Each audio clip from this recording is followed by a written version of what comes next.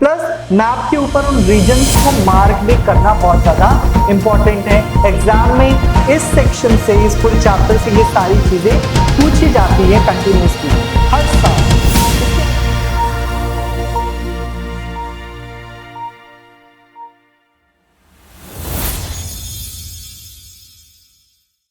Hello everyone, a very good evening, and you're watching. Here I am today to start the next chapter of class 10th of geography, and that is agriculture.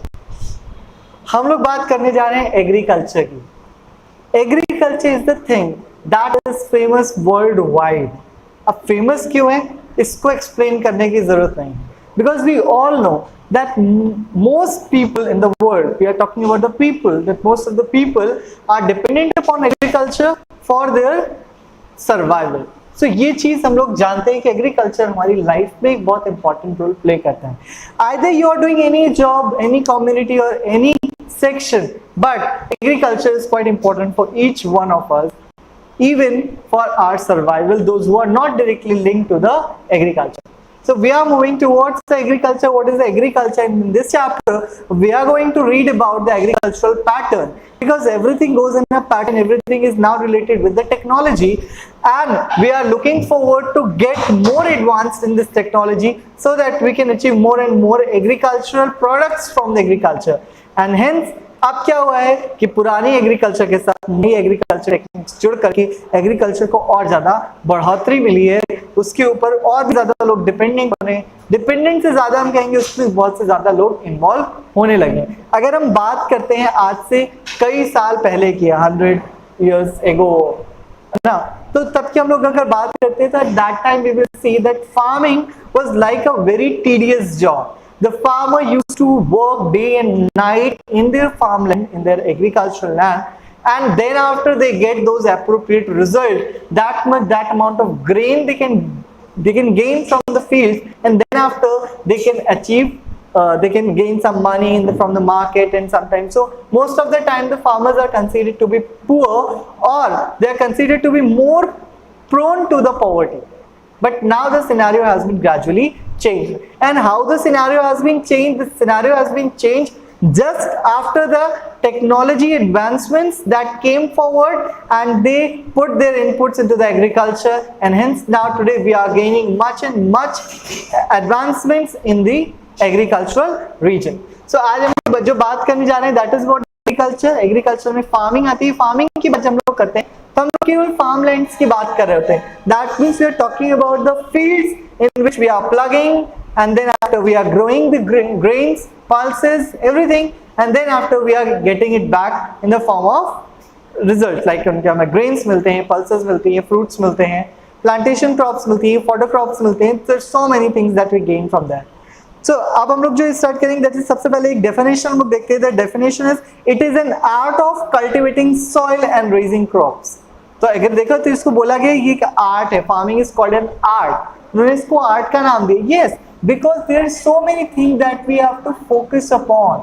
Why it is an art? We have to focus upon, जैसे एक artist अपने एक artist, एक painter सबसे पहले canvas के ऊपर ध्यान देता है, वैसे ही हमें सबसे पहले फील्ड के ऊपर ध्यान देना पड़ेगा। What is field saying about us? Field में हम लोग क्या चीजें नोटिफाई करते हैं, किस तरीके का फील्ड है, या कह सकते हैं किस तरीके का सॉइल स्ट्रक्चर है, हम लोग को वो देखना पड़ता है। तो उसके बाद हमें उस पर इरिगेशन देखना पड़ता है, इसके बाद हम लोग उस पर टाइम पीरियड देखते हैं, और इन सभी चीजों के ऊपर डिपेंड होते हुए हमारा जो एग्रीकल्चर का पैटर्न है वो भी चेंज हो जाता है। राइट, तो यहाँ पर अब हम लोग जो देखने जा रहे हैं वो क्या है, कितने तरीके की फार्मिंग हम लोग जानते हैं, पहचानते हैं। Agriculture is a primary activity. एक और चीज है एग्रीकल्चर की, अगर हम बात करें तो ये है प्राइमरी एक्टिविटी। प्राइमरी एक्टिविटी की भाई जो भी चीजें directly natural situations, natural conditions के साथ जुड़ी होती हैं, the things that are directly related to the natural things, like mining also comes into the primary activity, agriculture, animal husbandry, these all comes into the primary activity. तो ये सब पूरा किसमें आता है, प्राइमरी एक्टिविटी में आता है। साथ ही 2/3 of the India population engage in agriculture. 2/3 क्या, पूरी इंडिया की क्या, पूरे वर्ल्ड की अगर पॉपुलेशन की बात की जाए तो भी इतनी पॉपुलेशन है जो कि डायरेक्टली एग्रीकल्चर से जुड़ी हुई। डायरेक्टली मतलब उन्हें हम फार्मर्स कहते हैं and they are directly related to the farmlands and they are working over there, that is the thing. Now अब हम लोग आते हैं सबसे पहले कि हम लोग प्रिमिटिव सबसिस्टेंस फार्मिंग, सबसे पहला जो पैटर्न ये हम लोग कह सकते हैं, ये फार्मिंग के पैटर्न की बात हम लोग कर रहे हैं, किस पैटर्न में फार्मिंग हो रही है उसकी बात करें तो अभी हम लोग बात करते हैं सबसे पहले प्रिमिटिव सबसिस्टेंस फार्मिंग की। वर्ड पे चले जाइए, पहले सबसिस्टेंस का मतलब समझ लीजिए, उसका मतलब होता है सर्वाइवल।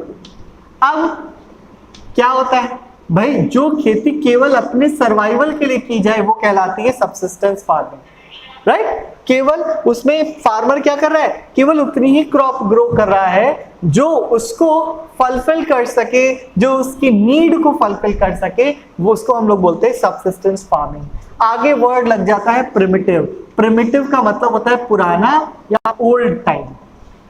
ओल्ड मतलब अब ओल्ड टेक्निक जो सबसिस्टेंस अपने कंजप्शन के लिए फार्मर यूज करते थे, उसको हमने नाम दिया प्रिमिटिव सबसिस्टेंस फार्मिंग। ध्यान रखिएगा, बहुत इंपॉर्टेंट है कि प्रिमिटिव मतलब वो ओल्ड टेक्निक, ओल्ड तरीके, पुराने तरीके, जिसमें वो लोग क्या करते थे भाई, वो लोग क्या करते थे, खुरपी, फावड़ा ना, जो हम लोग को हम लोग जानते हैं, इन सारे छोटे छोटे इक्विपमेंट का यूज करते थे, बहुत ही देसी टाइप के इक्विपमेंट्स का यूज करते थे, जनरल इक्विपमेंट्स का यूज करते थे, कोई मशीनरी यूज नहीं होती थी।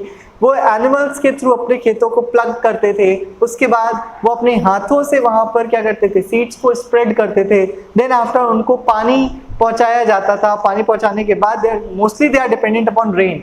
अगर हम यहाँ पे बात करें तो यहाँ पे अभी भी जो प्रिमिटिव की जब बात करें तो हम यहाँ पे हम लोग टोटली ज्यादातर किसके ऊपर, रेन के ऊपर डिपेंडेंट होंगे, रेन के ऊपर हम डिपेंडेंट होंगे फॉर द कल्टिवेशन, यहाँ पे पानी की सप्लाई के लिए जो हम लोग को खेतों में देनी होती है। तो रेन सबसे ज्यादा मेन सोर्स वहां बन जाता है। इसके बाद जब क्रॉप को हार्वेस्ट करने की बात आती है तो क्रॉप की हार्वेस्टिंग में हाथों से उसकी कटाई की जाती थी और उसके बाद लाया जाता था। तो इस तरीके की जो फार्मिंग थी उसको हम लोग प्रिमिटिव सबसिस्टेंस फार्मिंग कह देते। देख लेते हैं आपके बुक में डेफिनेशन क्या लिखी है।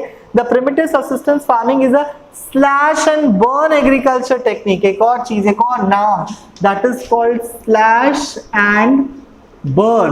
देखो क्या होता है, स्लैश एंड बर्न का मतलब है, ये सबसे ज्यादा फेमस है, अलग अलग नाम से देश में भी, प्लस अलग अलग नाम से ऑल ओवर द वर्ल्ड ये फेमस है। लेकिन टेक्निक कौन सी है, that is slash and burn. एक लेरिया है जिसके ऊपर बहुत सारे झाड़ उगे हुए हैं, इन झाड़ों को काटा जाता है, जला दिया जाता है, हटा दिया जाता है और उसके बाद इस लैंड के ऊपर खेती की जाती है, इसलिए इसको स्लैश एंड बर्न टेक्निक भी कहते हैं।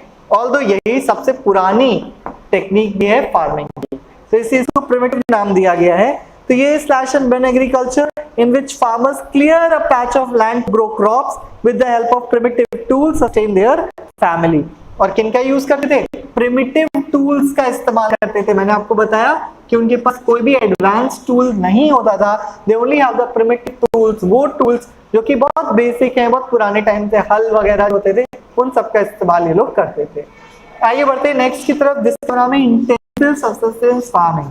सबसिस्टेंस फार्मिंग का मतलब वही है, इंटेंसिव का मतलब क्या है, बहुत ही इंटेंस टेक्निक का इस्तेमाल किया जा रहा है यहाँ पे। इंटेंस टेक्निक क्या होती है, वो टेक्निक होती है जिसमें कि हम देखते हैं कि हम लोग बहुत एडवांस चीजों का इस्तेमाल कर रहे हैं for maximum growth, for maximum production. Book में डेफिनेशन देखी जाए तो intensive subsistence farming is practice in the areas of high population, pressure on land.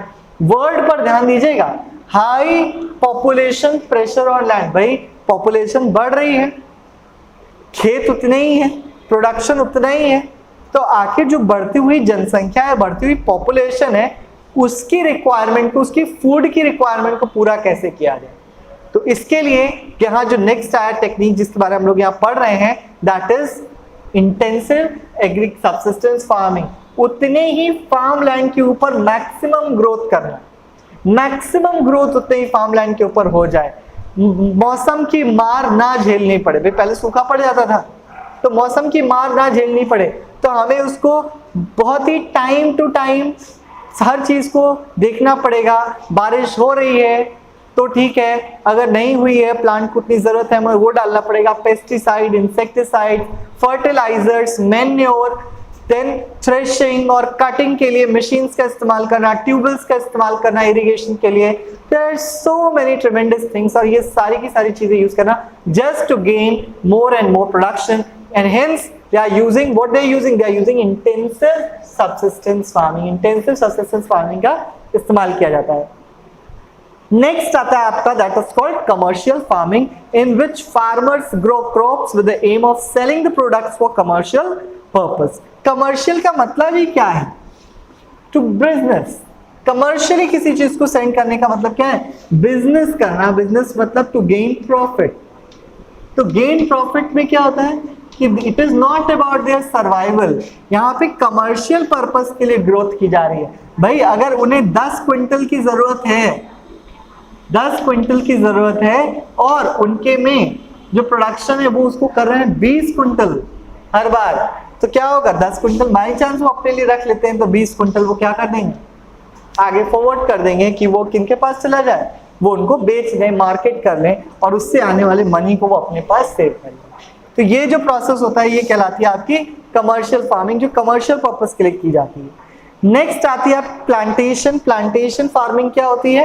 Plantation is a type of commercial farming. In this farming a single crop is grown on a large area. It is practised on large tract of land using capital intensive inputs with the help of migrant labours. तो plantation crop, जैसे plantation crops की हम लोग बात कर लेते हैं, T, coffee, है ना, कॉटन, तो ये जो है ये सब प्लांट्स हैं, ये बड़े बड़े लैंड पर इनको किया जाता है। मोस्टली माइग्रेंट लेबर्स होते हैं जो कहीं दूसरी सिटी में, जो पुअर फैमिलीज होती है वहां रह रही होती है, वो दूसरे सिटी में ट्रेवल करके जाते हैं और वहां जाकर के इन फार्मलैंड्स के ऊपर काम करते हैं। अब इनसे जो हमें मिलता है, मतलब क्या मिलेगा भाई? दैट्स आप कंज्यूम तो कर नहीं सकते हो। कमर्शियल पर्पस में क्या होता है, इसमें सब कुछ आ जाता है, लेकिन वो कमर्शियल जो कि लार्ज एरिया पे किया जाता है, वो कमर्शियल फार्मिंग जो कि लार्ज एरिया पे की जाती है, सिंगल क्रॉप ग्रो की जाती है एक लार्ज एरिया पे, उसको हम लोग बोलते हैं प्लांटेशन फार्मिंग। तो मुझे लगता है ये चीजें आपको क्लियर हो गई होंगी। बहुत बेसिक चीजें हैं ये, चारों चीजें अलग अलग भी पूछी जाती हैं एग्जाम में, एक साथ भी पूछी जाती है, तो आप लोग को ये चीजें पता होनी चाहिए कि एक्चुअली ये कौन से पैटर्न्स होते हैं जिनका वहां पर इस्तेमाल किया जाता है। So these are the patterns, farming patterns. अब हम बात करने जा रहे हैं क्रॉपिंग पैटर्न। क्रॉपिंग पैटर्न का मतलब क्या है भाई? क्रॉपिंग सीजन का मतलब है कि भाई किस मौसम में, क्रॉपिंग में हम लोग किसकी बात करने जा रहे हैं? फार्मिंग में। अब हम लोग बात करने जा रहे हैं सीजन वाइज। हम फिर से लिखते हैं यहाँ पे फार्मिंग। फार्मिंग में अब हम लोग बात किसकी करेंगे? फार्मिंग में हम लोग बात करेंगे सीजन्स की, कि भाई सीजन के अकॉर्डिंग भी तो देखना पड़ेगा। ऐसा तो है नहीं कि भाई गर्मी में हम चावल उगा देंगे, है ना। तो किस मौसम में हमें क्या उगाना है हम उसकी बात करेंगे। तो उसके लिए 3 डिविजन्स यहाँ पे दिए गए अकॉर्डिंग टू सीजन। सबसे पहला जो है हम लोग उसको लिखते हैं दैट इज राबी सीजन, दूसरा है आपका खारिफ सीजन और तीसरा है आपका जैद सीजन। ठीक है, तो rabi, kharif and zaid. These crops are grown between October to December. ये टाइम पीरियड किसका है? राबी क्रॉप का। Every year October to December के बीच में, and harvested in summer between April to May. April से लेकर के मई के बीच में हम लोग इसको हार्वेस्ट कर लेते हैं। एग्जाम्पल में लिख लीजिएगा वीट, सबसे बड़ा एग्जाम्पल वीट, है ना भाई। उसको कैसे चाहिए? फ्रॉस्ट फ्री डेज चाहिए होते हैं वीट को ग्रो करने के लिए। और हम लोग अब क्रॉप्स के बारे में भी इस चैप्टर में हम डिटेल में पढ़ेंगे। फिलहाल अक्टूबर टू दिसंबर के बीच में जो क्रॉप ग्रो हो रही है वो क्या है? वीट ग्रो कर रहे हैं हम लोग, और उस टाइम पे इसको बोया जाता है, फील्ड्स में लगाया जाता है, फार्मिंग की जाती है, और अप्रैल से मई के बीच में इसको हार्वेस्ट कर लिया जाता है, निकाल लिया जाता है। नेक्स्ट जो आता है दैट इज कॉल्ड एज आपका खारिफ क्रॉप बोलते हैं। खारिफ क्रॉप का जो सीजन होता है वो जस्ट राबी के बाद होता है, यानी कि the crops are sown with the onset of monsoon। कह सकते हैं onset of monsoon। अब इंडिया में मॉनसून भी अलग अलग टाइम पर आता है, लेकिन इसलिए इसका जो टाइम जो फिक्स है कंट्री में वो क्या होता है? That onset of monsoon at the different, अब किसी में क्या होता है? अप्रैल में आ जाता है, कहीं पर मई में आता है, कहीं पर जून में आता है, और इसी बीच में ये क्रॉप अलग अलग जगह पर लगाई जाती है और इसको सितंबर में हार्वेस्ट कर लिया जाता है। ठीक है, सितंबर में हार्वेस्ट कर लिया जाता है। क्यों ऑनसेट ऑफ मॉनसून पे लगाई जाती है? क्योंकि उस टाइम पे इसको सबसे ज्यादा इंटेंस वाटर सप्लाई की जरूरत होती है। तो उस टाइम पे वाटर नेचुरली भी बहुत बरसता है, और अब तो क्योंकि अब हमारे पास आर्टिफिशियल प्रोसेस भी है, तो वो लोग टाइम के हिसाब से भी लगा देते हैं कि उन्हें अगर पानी की जरूरत पड़ेगी तो वो ट्यूबवेल के थ्रू वहां पे पानी पहुंचा देंगे। So we are talking about कि अप्रैल मई जून जुलाई के बीच में इन प्लांट को लगा दिया जाता है और सितंबर में हार्वेस्ट कर लिया जाता है। दीज क्रॉप्स, इसमें एग्जांपल लिख लीजिए, rice is the one of the crop that is that is harvested in this season, that is the kharif season। तीसरी आती है आपकी ज़ैद क्रॉप। ज़ैद क्रॉप क्या होती है? In between the rabi and kharif. अब राबी और खारिफ के बीच में एक टाइम पीरियड हमें खाली मिलता है, वहां पर ये ज़ैद क्रॉप जो है वो ग्रो की जाती है। और इसमें बेसिकली क्या होता है, ज़ैद में हम लोग क्या करते हैं, short season during summer months known as zaid crop. इसमें हम लोग क्या करते हैं ज़ैद क्रॉप में, लाइक आप वाटरमेलन, मस्क मेलन, क्यूकम्बर्स, ये सारे जो क्रॉप्स होते हैं, प्लांट्स कह सकते हैं, ये क्रीपर्स जो होते हैं, इनको हम लोग जो है ज़ैद क्रॉप में ग्रो करते हैं। बिल्कुल ये बहुत शॉर्ट पीरियड टाइम के लिए चाहिए होता है हमें, उनको ग्रोथ, उनके बहुत शॉर्ट पीरियड टाइम पे ग्रोथ हो जाती है, और इसीलिए हम लोग को ज़ैद क्रॉपिंग पैटर्न में ज़ैद सीजन जो होता है वो हम लोग। तो rabi season, crop season, kharif season है, ज़ैद सीजन, ये तीनों चीजें हैं। तीनों ही अलग अलग भी पूछी जाती हैं और एक साथ भी पूछी जाती हैं। Major crops grown in India कौन कौन सी हैं? हम लोग देख सकते हैं जो मेजर क्रॉप्स आपके इंडिया में ग्रो की जाती हैं, राइस और व्हीट। अब देखा जाए तो स्टेपल क्रॉप की बात आती है। जब हम लोग स्टेपल फूड की बात करते हैं, स्टेपल क्रॉप की बात करते हैं, तो इंडिया की मैक्सिमम पॉपुलेशन राइस के ऊपर डिपेंड करती है। तो राइस जो है हम उसको कह सकते हैं कि वो एक ऐसी क्रॉप है, rice is a type of crop that is the staple crop of India. Staple crop का मतलब है कि उसके ऊपर लोग ज्यादा डिपेंड करते हैं, और राइस के साथ हम व्हीट को भी लगा देते हैं। भाई गेहूं और चावल है ना, गेहूं और चावल, ये दोनों चीज के ऊपर इंडिया की मेजर पॉपुलेशन डिपेंडेंट है। इसके अलावा हम लोग क्या करते हैं, millets, pulses, tea, coffee, sugar cane, oil seeds, cotton, ये सब हम लोग, जूट वगैरह हम लोग ग्रो करते हैं। ये अलग अलग क्रॉपिंग पैटर्न्स में ग्रो होती है। राइस जो staple food, as I told you, India is the second largest producer of rice. India जो है वो वर्ल्ड का सेकंड लार्जेस्ट प्रोड्यूसर है, सेकंड लार्जेस्ट प्रोड्यूसर है इंडिया वर्ल्ड में राइस का। इसके अलावा नेक्स्ट जो बात हम लोग करने जा रहे हैं, सेकंड लार्जेस्ट प्रोड्यूसर हो गया। व्हीट जो है वो second most important cereal crop है और मेन फूड क्रॉप है नॉर्थ इंडिया की। अब देखो नॉर्थ इंडिया में व्हीट, साउथ इंडिया में राइस, सबको पता है क्यों, कंडीशन वैसी है।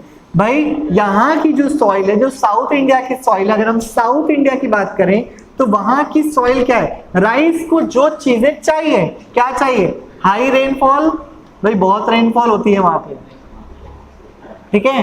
दूसरी ह्यूमिडिटी चाहिए होती है उसको, ह्यूमिडिटी बहुत ज्यादा चाहिए होती है, तो ये जो ह्यूमिडिटी है गर्मी की वजह से वहां पे मिलेगी, क्लियर। तो वहां पर हम देख सकते हैं कि हाई रेनफॉल और ह्यूमिडिटी चाहिए होती है, तो वो कंडीशंस वहां पे बहुत आराम से अवेलेबल है, प्लस सॉइल। तो ये सारी रीजन जो है वो सॉइल को मिला करके वो सारे रीजन राइस को बढ़ावा देते हैं, इसलिए राइस वहां पर सबसे ज्यादा उगाया जाता है, और जो चीज उगाई जाती है वहां की स्टेपल क्रॉप बन जाती है। तो वहां बन गई। व्हीट में अगर आए तो पंजाब और यूपी का जितना भी रीजन है उसमें सबसे ज्यादा व्हीट उगाया जाता है, यानी कि नॉर्थ इंडिया का जो रीजन है that is dedicated for the wheat, क्योंकि यहाँ की सॉइल उस तरीके की है। सॉइल के साथ साथ व्हीट को उगाने के लिए क्या चाहिए भाई, विंटर्स चाहिए। हमने आपको बताया था फ्रॉस्ट फ्री डेज चाहिए, विंटर्स चाहिए। अब विंटर चाहिए तो विंटर आपको नॉर्थ इंडिया में मिलेगा, साउथ में तो विंटर होता ही नहीं है ना। तो वहां पर एक ये भी कारण है कि वहां पे व्हीट ज्यादा ग्रो नहीं किया जाता या नहीं होता, और कंप्लीटली किसके ऊपर डिपेंडेंट है हम लोग यहाँ पर व्हीट के ऊपर डिपेंडेंट है, क्योंकि नॉर्थ में सबसे ज्यादा व्हीट होता है, पानी की थोड़ी सी कमी हो जाती है, इसलिए राइस कहीं ना कहीं यहाँ पे एक चैलेंजिंग क्रॉप बन जाती है। आफ्टर दैट अब हम लोग बात करते हैं ज्वार, बाजरा और रागी, कुछ मिलेट क्रॉप्स है। ज्वार, बाजरा और रागी ये मिलेट क्रॉप्स में आते हैं, है ना। हम लोग देखें ज्वार, अब देखो ज्वार और बाजरा अब आज के टाइम पे लोग बहुत ज्यादा कंज्यूम नहीं करते हैं ज्वार और बाजरा, तो ज्वार और बाजरा जो है उसको हम लोग फॉडर के रूप में भी इस्तेमाल कर रहे हैं, बट स्टिल हम लोग इन्हें मिलेट्स बोलते हैं, ठीक है, मिलेट्स बोलते हैं। इंपॉर्टेंट क्रॉप्स होते हैं ये भी, क्योंकि ज्वार बाजरा से आजकल क्या लोग डाइट्स की तरफ बहुत ज्यादा बढ़ रहे हैं, तो ये ऐसी मिलेट्स हैं, ये इस तरीके का फूड है जो कि आपको बहुत ज्यादा फैट नहीं देता है, बहुत ज्यादा आपका वेट गेन नहीं कराता है। तो आप बहुत आराम से क्या कर सकते हो, इसके ऊपर डिपेंड हो सकते हो अपने डाइट को लेकर के। बहुत कॉन्शियसली अगर अपने डाइट को फॉलो करते हो तो आप इसके ऊपर डिपेंड हो सकते हो। ये आपको बहुत अच्छे से जो है उन लोगों को हेल्प आउट करेगा। फ्लेक्स वगैरह बना दिए जाते हैं इनके, जिसको उनके हेल्प करते हैं। तो मिलेट्स, अब मिलेट्स में क्या होता है, अब इस क्रॉप को ग्रो करने के लिए ध्यान दीजिएगा, इस क्रॉप को ग्रो करने के लिए बहुत ज्यादा पानी की जरूरत नहीं होती। तो क्या होता है, हमारे पर राजस्थान का एरिया ऐसा है, राजस्थान में भी देखो डेजर्ट सॉइल है, डेजर्ट रेत अलग होता है, सॉइल अलग होती है, सॉइल थोड़ी फर्टाइल होती है राजस्थान के लिए। तो उस सॉइल में जो छोटा सा एरिया राजस्थान एरिया जो ड्राई है लेकिन वहां पे सॉइल है जिसमें थोड़ी बहुत फर्टिलिटी है, वो ज्वार बाजरा और ऐसे मिलेट्स के लिए बहुत फेवरेबल है। तो वहां पर हम लोग इस क्रॉप को जगा सकते हैं या उनको उगा सकते हैं। नेक्स्ट है maize is a crop which is used both as food and fodder. It grows well in old alluvial soil. जो ओल्ड एलुवियल सॉइल है, तलहटी एरिया जो है, पहाड़ों का तलहटी एरिया है, ओल्ड एलुवियल सॉइल वहां डिपॉजिट होते हैं। आप उसको खद्दार और भंगार हम लोगों ने पढ़ा हुआ है चैप्टर्स में। तो खद्दार और भंगार जैसी सॉइल्स में भी वो इजीली ग्रो हो जाता है। दूसरी चीज, भुट्टा जो होता है हम लोग उसका जो फ्रूट होता है ना, ग्रीन पार्ट होता है, वो हम लोग यूज कर लेते हैं। बाकी का जो पार्ट होता है वो as a fodder crop use किया जाता है। फॉडर क्रॉप वो क्रॉप होती है जो एनिमल्स को फीड कराने के लिए यूज की जाती है। तो ये फॉडर क्रॉप के रूप में यूज कर लिया जाता है। इसलिए भी हम सबके लिए या इंडिया के लिए ये क्रॉप ग्रो करना बहुत ही ज्यादा सुइटेबल हो जाता है। तो आपने देखा, हमने रीजन वाइज भी पढ़ा, सीजन वाइज भी पढ़ा, और किस तरीके से हमने समझा कि क्रॉपिंग पैटर्न किस तरीके का होता है। पुराना टेक्निक पर पढ़ा, सब्सिस्टेंस वाले में सब्सिस्टेंस कल्चर दो तरीके का हो गया, एक हो गया आपका प्रिमिटिव, एक हो गया आपका इंटेंसिव। प्रिमिटिव में हम लोग ओल्ड टेक्निक का इस्तेमाल करके खेती करते हैं अपने सर्वाइवल के लिए। इंटेंसिव में हम लोग नई टेक्निक का इस्तेमाल करते हैं और खेती करते हैं सर्वाइवल के लिए। इसके बाद आपने जो नेक्स्ट पढ़ा वो था कमर्शियल क्रॉप। हम क्रॉप्स को और ज्यादा यूज करने की कोशिश करते हैं। ये कब हुआ, ये आफ्टर ग्रीन रिवॉल्यूशन हुआ। ग्रीन रिवॉल्यूशन के बाद क्या हुआ, ग्रीन रिवॉल्यूशन के बाद इंटेंसिव फार्मिंग आई। भाई उसके बाद ही तो फर्टिलाइजर्स, पेस्टिसाइड्स और इन सब में ग्रोथ होनी स्टार्ट हुई। क्यों? क्योंकि ग्रीन रिवॉल्यूशन करना था हमें, खेती में अपने क्रॉपिंग पैटर्न में बदलाव लाना था, बढ़ाना था। और इसके लिए उन्होंने क्या किया, they just arranged it again and again, just grown up into a big scenario, they just made it grow more and more. And hence green revolution के बाद आया intensive agriculture technique. Intensive agriculture की वजह से commercial farming बढ़ा। Commercial farming वो farming है जहां फार्मिंग हम बेसिकली मनी गेन करने के लिए करते हैं, या उस फार्मिंग को, उस ग्रोथ को, उस पूरे ग्रेन्स को हम लोग को सेल करने के लिए करते हैं ताकि हमें प्रॉफिट हो सके, मॉनेटरी प्रॉफिट हो सके। मॉनेटरी प्रॉफिट के बाद जो नेक्स्ट आता है, जो नेक्स्ट सीजन आता है, जो हम लोग बात करते हैं, सीजन की भी नहीं, पैटर्न की बात करते हैं, that is your plantation cropping.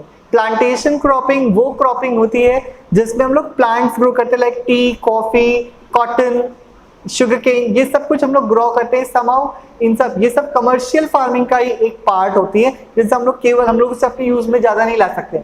They are just made for to sell and to make by products, और उसके बाद हम लोग उनसे मनी गेन करते हैं। द नेक्स्ट पैटर्न हम लोगों ने जो पढ़ा वो था राबी, खारिफ और जैद का, जिसमें हमने उनकी टाइमलाइन के बारे में पढ़ा, कैसे किस से किस टाइम पर हम लोग उनको ग्रो कराते हैं over the year. Then after हमने ये पढ़ा कि किस तरीके से अलग अलग रीजन, साउथ और नॉर्थ के रीजन, क्योंकि वो दो अलग अलग रीजन्स में आते हैं, दो अलग अलग हम कह सकते हैं टरेन है वहाँ का, दो अलग अलग सीजनल क्वालिटी है वहाँ की, इस वजह से दोनों ही जगह के जो स्टेपल फूड है वो डिफरेंट है ना। तो ये चीजें हम लोगों ने अब तक पढ़ी थी।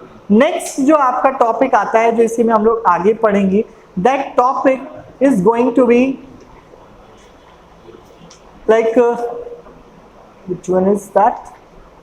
Yes, the next topic is the food crops other than grains. अब वो कौन से फूड क्रॉप्स हैं जो ग्रेन्स के अलावा हम लोग पढ़ते हैं, है ना, क्योंकि ग्रेन्स के अलावा हम लोग कौन कौन से फूड्स हैं जिनका हम यूज करते हैं। तो हम बात करें, India is the second largest producer, हम लोग बात करते हैं सबसे पहले शुगर केन की, है ना। शुगर केन की बात करें तो India second largest producer, second largest producer है शुगर केन का। किसके बाद?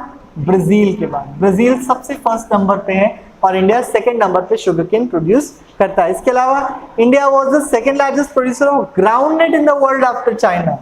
ग्राउंडनट, ना मूंगफली, ग्राउंडनट, ग्राउंडनट का भी वो सेकेंड लार्जेस्ट प्रोड्यूसर है आफ्टर चाइना।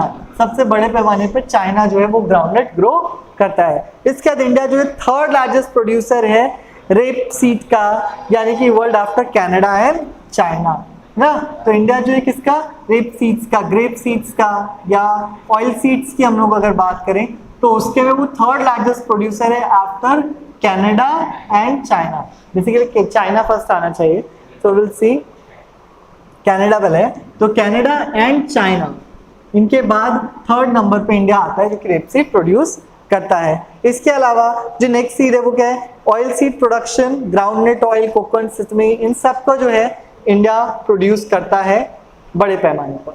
नेक्स्ट जो आता है हमारे पास वो क्या है, हमारे पास groundnut is a kharif crop and coconut and on accounts of about half of the major oilseed produced in the country is grown well in Gujarat, Tamil Nadu and Maharashtra. Gujarat, Tamil Nadu and Maharashtra, यहाँ पर हम लोग को सबसे ज्यादा production मिलता है। अब देखो ये चीज बहुत ध्यान देने वाली है कि इन जगहों का नाम क्यों लिया गया, just because of their soil. ध्यान रखिएगा सॉइल टेक्सचर उस तरीके का है, वहां का सीजन इतना फेवरेबल है कि उनको हेल्प आउट करता है, तो क्या हो गया, सॉइल हो गया, सीजन हो गया। ये दो चीजें आप कह सकते हो मेन है, या टेम्परेचर और बाकी सारी चीजें भी होती हैं, बट सॉइल और सीजन ये दो मेन चीजें जो किसी भी क्रॉप को किसी पर्टिकुलर एरिया में बाउंड करके रख सकते हैं। इसके अलावा टी प्रोडक्शन की बात अगर हम लोग करें, टी और कॉफी भी इंडिया प्रोड्यूस करता है, तो हम लोग टी की बात करें तो टी एक बेवरेज क्रॉप है। India initially by the British, it is labour intensive industry and second largest producer T after China and Turkey, तो यहाँ पे भी सेकंड लार्जेस्ट है। ठीक है, तो फर्स्ट नंबर पे कौन आता है टी प्रोडक्शन में, वो आते हैं आपके चाइना एंड टर्की। 2014 की डेटा के हिसाब से चाइना और टर्की जो है वो सबसे ज्यादा टी प्रोडक्शन इसके पहले करते थे। जो नेक्स्ट आता है आपके सामने वो आता है इंडिया। कॉफी की बात करें तो हमारे यहाँ एक वेराइटी ऑफ कॉफी मिलती है, कॉफी की एक वेराइटी मिलती है जो इंडिया की कॉफी है, that is called as arabica variety. Arabica variety of coffee जो है वो इंडिया में फेमस है और यहाँ पे इसका प्रोडक्शन भी किया जाता है अराबिका के। तो इंडिया जो है known in the world of good quality, India produced 3.5% of the world coffee production 2014 के हिसाब से 2.5%, 3.5% उन्होंने कॉफी प्रोडक्शन किया। द अराबिका वैरायटी जो यहाँ पे सबसे ज्यादा डिमांड में है। World produced in India, it cultivation introduced by Baba Budan hills. ध्यान रखिएगा मैप में भी आता है, that is Baba Budan hills. इन हिल्स में जो कि केरला और तमिलनाडु के एरियाज में प्रेजेंट है, इन हिल्स में सबसे ज्यादा कॉफी का प्रोडक्शन होता है। नेक्स्ट आता है आपका that is called as horticulture. Horticulture क्या होता है भाई, हम लोगों ने ये चीजें तो ग्रो कर ली है ना, अब उसके साथ में और भी चीजें चलेंगी आराम से।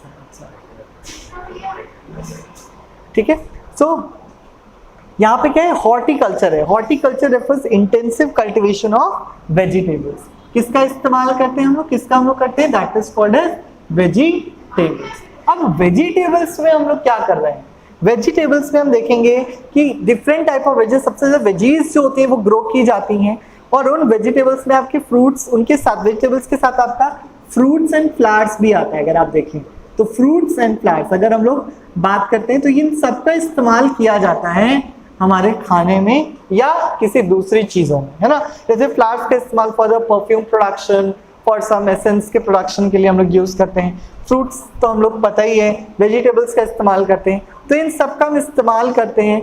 और इन सब में क्या है, इन सब का सेकेंड लार्जेस्ट प्रोड्यूसर है इंडिया आफ्टर चाइना। चाइना के बाद सेकेंड लार्जेस्ट प्रोड्यूसर कौन है इन सब का, इंडिया है second largest producer.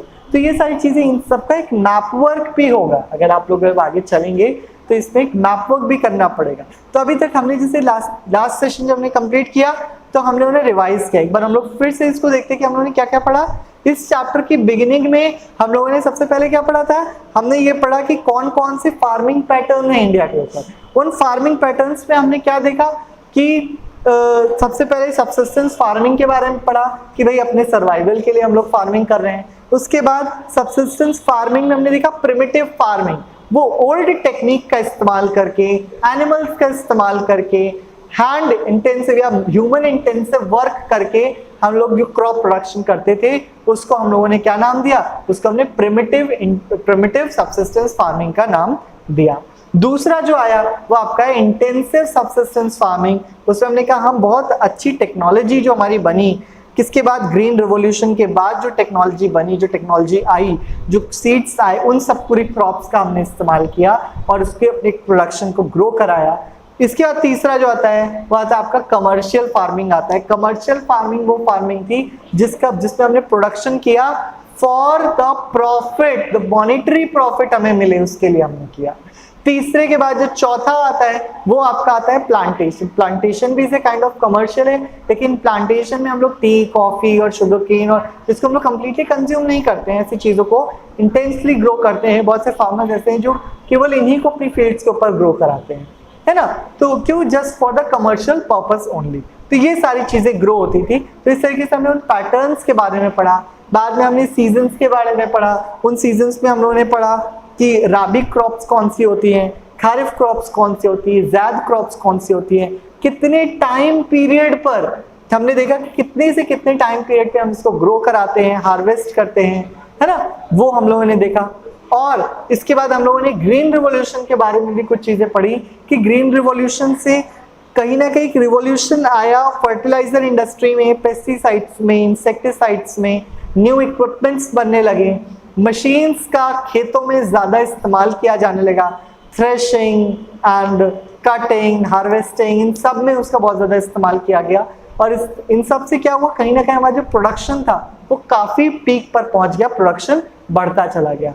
Intensive farming जो है वो ग्रीन रिवॉल्यूशन के बाद ही बढ़ी थी ताकि हम लोग अपना प्रोडक्शन बढ़ा सके। और प्रोडक्शन को बढ़ाने की जरूरत क्यों पड़ी, क्योंकि ऑलरेडी पॉपुलेशन इतनी ग्रो हो चुकी थी कि अब उन सब की रिक्वायरमेंट को फुलफिल करना बहुत इंपॉर्टेंट था, जिसके लिए वहां पर इंटेंसिव टेक्निक्स का इस्तेमाल करना भी जरूरी हो गया। आफ्टर दैट हम लोग अपने नेक्स्ट टॉपिक पर आए और वो जो टॉपिक था उस टॉपिक में हम लोगों ने पढ़ा कि किस तरीके से अलग अलग चीजें, यानी कि इन सीड्स के अलावा कि हम लोग और कौन कौन सी चीजें ग्रो करा रहे हैं इंडिया में। तो हमने देखा sugar cane, cotton and tea, coffee, इन सब के प्रोडक्शन के बारे में पढ़ा और इनकी पोजीशन भी हमने देखी। तो सबसे पहले अगर हम लोग देख रहे हैं तो हमने यहाँ देखा शुगर केन। शुगर केन जो है सब सेकेंड लार्जेस्ट प्रोड्यूसर इंडिया है आफ्टर ब्राजील। टी का सेकेंड लार्जेस्ट प्रोड्यूसर है। कोकोनट, ग्राउंड नट का सेकेंड लार्जेस्ट प्रोड्यूसर है आफ्टर चाइना। ऑयल सीड्स वगैरह को भी थर्ड कनाडा और चाइना के बाद हम लोग देखते हैं। देन गुजरात, तमिलनाडु, महाराष्ट्र, ये सब ऐसे एरियाज हैं जहां पर हम लोग क्या करते हैं, इन सबको ग्रो कराते हैं। ये सब चीजें ग्रो होती हैं, मैक्सिमम अमाउंट पर कमर्शियल फार्मिंग करते हैं। इसके बाद हॉर्टिकल्चर की बात करी जहाँ पे हमने देखा कि वेजिटेबल, फ्रूट्स एंड फ्लावर्स होते हैं, इनको ग्रो किया जाता है। You know about the vegetables, they are very much essential कि वो हम लोग ग्रेन्स के साथ कंज्यूम करते हैं, तो वो बहुत ज्यादा इंपॉर्टेंट हो जाते हैं। दूसरे आपके फ्रूट्स आते हैं एंड देन फ्लावर्स। फ्लावर्स का इस्तेमाल एसेंस को क्रिएट करने में, परफ्यूम्स में, है ना, इन सब चीजों में, डिटर्जेंट्स वगैरह में डालने में, इन सब चीजों में यूटिलाइज कर लिया जाता है। ये सारी चीजें हम लोग यहाँ पर यूज करेंगे, ठीक है। और बिल्कुल आप लोग बिल्कुल कमेंट करके जरूर बताएं कि आप लोगों को कितनी चीज समझ में आ रही है, प्लस कोई क्वेश्चंस है तो वो भी आप लोग जरूर ड्रॉप करें कमेंट सेक्शन में, क्योंकि ये चीजें ऐसी है जो आप पढ़ चुके हो। We are just going through all these things एक साथ, और अब हम लोग उसको एक, क्योंकि अब तक का जो आप आंसर लिखते थे वो 8th क्लास तक, 9th क्लास तक ठीक है, बहुत नॉर्मल चले जाते हैं, but now you have to write something from which teacher can give you the marks. तो वीडियो में कमेंट करके जरूर बताएं कि कैसा जा रहा है आपका ये सेशन, क्या चीजें आपको समझ में आ रही हैं, क्या चीजें आपको नहीं समझ में आ रही हैं। तो ये आप कमेंट जरूर करें और हम तक अपने रिव्यूज पहुंचाएं ताकि हम लोग और एफिशिएंटली अपने वीडियोस के ऊपर काम कर सकें। तो यहाँ पर हमने काम किया कि हमने बताया किस तरीके से वेजिटेबल, फ्रूट्स एंड फ्लावर्स को ग्रो करने में भी इंडिया क्या है, सेकेंड नंबर पे आता है आफ्टर चाइना। तो ये हमारा प्रोडक्शन है कि इंडिया में भरपूर मात्रा में प्रोडक्शन होती है, एग्रीकल्चरल प्रोडक्शन होती है, और ये एग्रीकल्चर जो है ये प्राइमरी एक्टिविटी में आता है। मैंने आपको बताया था कि जितनी भी चीजें डायरेक्टली नेचर से कनेक्टेड है, नेचुरल चीजों से कनेक्टेड है, either it is mining, either it is animal husbandry, either it is bee hive, like शहद को निकालने के लिए हाइव कल्चर करते हैं, बीज कल्चर करते हैं, या ये सब कुछ भी हम लोग करते हैं, ये सब कुछ किस में आता है? प्राइमरी एक्टिविटीज में आता है। So we are talking about only the primary activities. दूसरी चीज जो नेक्स्ट है वो क्या है? हमने आपको बताया कि जितनी भी चीजें हमने पढ़ी हैं वो सारी की सारी मैप वर्क के पॉइंट ऑफ व्यू से भी बहुत ज्यादा इंपॉर्टेंट है। फॉर एग्जाम्पल आपको राइस कहाँ पर ग्रो होता है, व्हीट कहाँ पर ग्रो होता है, ये सब चीजें भी हमें अब डिटेल में पढ़नी है। प्लस मैप के ऊपर उन रीजन्स को मार्क भी करना बहुत ज्यादा इंपॉर्टेंट है। एग्जाम में इस सेक्शन से, इस पूरे चैप्टर से ये सारी चीजें पूछी जाती है कंटिन्यूसली हर साल। इसके बाद हम लोग यहाँ तक पहुंच चुके थे जहां हम लोग वेजिटेबल, फ्रूट्स एंड फ्लावर्स को ग्रो किया, और हमने आपको एक चीज और बताई थी कि सॉइल, सीजन, टेम्परेचर, ह्यूमिडिटी, ये सारी चीजें वो एसेंशियल पॉइंट्स हैं, वो एसेंशियल चीजें हैं जो कहीं पर भी किसी भी तरीके के क्रॉप को ग्रो करने के लिए जरूरी है। क्वेश्चन आता है why coconut trees are not found in north India? बहुत सिंपल सी बात है, because of the favourable conditions. They can grow in the salty water, they need some hot climate, humid climate, that is why they can grow in those areas and that is not available over here. एक और क्या चीज आता है कि south India में हम देखते हैं that rice is the staple food, but in North India we find wheat is the staple food. This is also a question. तो राइस इसलिए वहाँ का staple food है क्योंकि राइस को भी बहुत ज्यादा पानी चाहिए होता है ग्रो करने के लिए, प्लस वो काफी लेबर इंटेंसिव भी हो जाती है, और रेन बहुत भारी मात्रा में होनी चाहिए। साथ ही साथ व्हीट के लिए जरूरी है कि उसको फ्रॉस्ट फ्री डेज, विंटर्स मिले ग्रो होने के लिए, और विंटर्स जो है वो साउथ में नहीं होते हैं, है ना। ट्रॉपिक ऑफ कैंसर के नीचे का एरिया जितना भी होता है उसमें विंटर्स बहुत स्ट्रॉन्ग नहीं होते कि वो व्हीट्स की फेवरेबल कंडीशन को बना सके। यहाँ पर भी यही हुआ, राइस की फेवरेबल कंडीशन जो है वो साउथ इंडिया में पाई गई, वही व्हीट की फेवरेबल कंडीशन जो थी वो हमने कहाँ पाई? नॉर्थ इंडिया में। इसलिए नॉर्थ इंडिया का स्टेपल फूड बन गया व्हीट, और साउथ इंडिया के स्टेपल फूड बन गया राइस। तो ये सिचुएशन हम लोगों ने यहाँ तक देखी। इसके अलावा हमने कॉफी के बारे में और टी के बारे में पढ़ा। देखिए टी की खासियत होती है, टी एक ऐसी प्लांटेशन क्रॉप है जिसे बहुत ज्यादा पानी चाहिए होता है, लेकिन पानी उसकी जड़ों में रुकना नहीं चाहिए। अब कंडीशन, क्वेश्चन क्या बनता है? क्वेश्चन बनता है why trees are only grown in the hilly areas of Assam, Cherrapunji, Meghalaya and Kerala? Why? The main reason is because they need lots of water and water should not get stuck in its root. अगर वहां पर पानी रुक जाएगा तो जो T का जो प्लांट है वो सड़ जाएगा। तो इसकी वजह से क्या होता है भाई, वहां पर हमने देखा कि पहाड़ी एरियाज में हमें स्लोप मिल जाता है, तो पानी यहाँ गिरेगा, वो पानी पूरा क्या हो जाएगा? बह जाएगा। दूसरी चीज, पानी यहाँ गिरेगा भी तो बहुत ज्यादा, है ना, क्योंकि यहाँ पे हमने देखा कि भाई हिली रीजन में बहुत ज्यादा पानी, बरसात बहुत ज्यादा होती है, तो पानी भी यहाँ बहुत ज्यादा अमाउंट में गिरता है, प्लस रुकता भी नहीं है, वो फ्लो होके चला जाता है। तो इसलिए वो जगह क्या बन गई? फेवरेबल बन गई for the growth of the T plants. दूसरी तरफ जैसे हमारे यहाँ एक स्पेशल टाइप ऑफ कॉफी पाई जाती है, वो उस कॉफी जो केरला के रीजन्स में, केरला तमिलनाडु के कुछ रीजन्स में मिलती है, और उस कॉफी को हम अराबिका वैरायटी कहते हैं। ये अराबिका वैरायटी ऑफ कॉफी जो होती है ये ऑल ओवर वर्ल्ड इंडिया से बहुत ज्यादा एक्सपोर्ट की जाती है, क्योंकि यहाँ पे उसकी डिमांड काफी ज्यादा है। Horticulture refers to the intensive, हमने हॉर्टिकल्चर के बारे में पढ़ा कि इंडिया ने 2014 में चाइना के बाद सबसे ज्यादा प्रोडक्शन किसका किया? वेजिटेबल, फ्रूट्स एंड फ्लावर्स का किया था। So that was the thing that we are growing.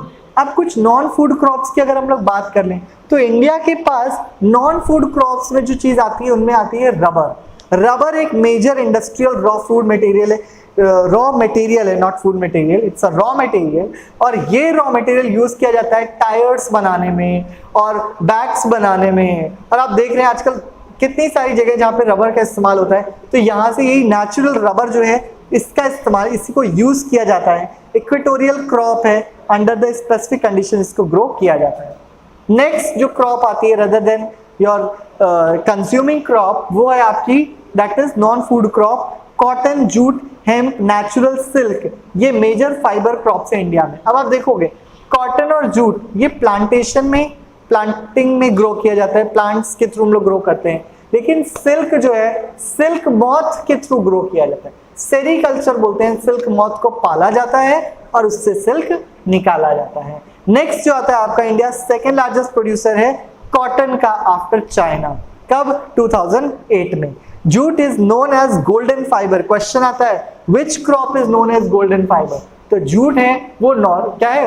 Cotton, उसको गोल्डन फाइबर कहा जाता है क्योंकि ये बहुत वेल ड्रेन फर्टाइल सॉइल में ग्रो होता है, प्लस फ्लडी प्लेन्स चाहिए। अब देखो क्यों जूट केवल वेस्ट बंगाल या सुंदरबन डेल्टा के आसपास ग्रो किया जाता है? भाई उसको चाहिए बहुत सारा पानी और पानी रुकना चाहिए उसकी जड़ों में, है ना। फ्लडी एरियाज चाहिए, फ्लडी स्वैम्पी और फर्टाइल एरिया चाहिए उसको ग्रो होने के लिए। तो इसलिए वहां पर इसको ग्रो करने के लिए फेवरेबल सिचुएशन मिल जाती है, बहुत ज्यादा फ्लडी एरिया है और बहुत आराम से वहां पे जूट जो है बड़े अमाउंट में ग्रो हो जाता है।